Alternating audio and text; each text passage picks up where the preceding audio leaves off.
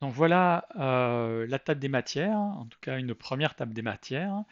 On va prendre un peu de temps avec une introduction. Toute la partie gauche est vraiment une introduction. On rentrera dans les détails sur la partie droite. On parlera des revenus et du capital, donc de l'investissement dans sa globalité. On parlera du budget, avec les frais fixes, les frais variables, les comptes pour faire de l'épargne. Saving account, c'est les comptes d'épargne. On parlera des intérêts composés, premier super pouvoir à connaître hein, pour le bon investisseur. Le dollar cost average, DCA, qui est le deuxième super pouvoir pour bien investir et réduire son risque. Je parlerai un petit peu du FIRE, ce qui veut dire Financially Independent and Retire Early.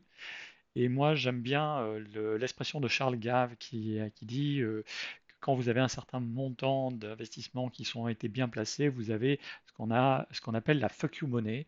Et c'est une manière pour vous d'être beaucoup plus indépendant dans vos choix de vie par rapport à votre employeur. Donc je pense que ça vaut la peine et vous vous rendrez compte que plus vous avancez dans l'âge, plus avoir cette possibilité d'avoir cette fuck you money devient importante. On parlera de votre maison, qui n'est pas la même chose que l'investissement immobilier. C'est un point important dans vos vies en construction. On parlera de tout ce qui érode en fait le capital ou les investissements, notamment l'inflation et puis tous les frais bancaires, les frais, les taxes hein, de l'État qui sont appliqués pour comprendre que bah, plus vous réduisez ces taxes, plus vous faites attention à l'inflation, plus vous êtes attentif aux moyens d'investir. Je donnerai quelques premières conclusions par rapport à cette introduction. Et puis, je donnerai quelques recommandations pour débuter. C'est vraiment les débuts en investissement. C'est pas une recommandation d'investissement, mais c'est une première idée, une première proposition pour que vous avanciez.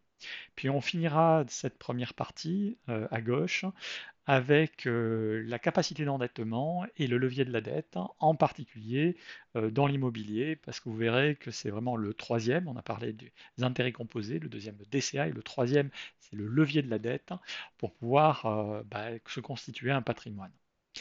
Ensuite, on regardera de façon plus détaillée les enveloppes fiscales, donc les véhicules d'investissement, les types d'investissement, donc les supports, c'est les actifs avec par exemple les actions, les obligations, la crypto.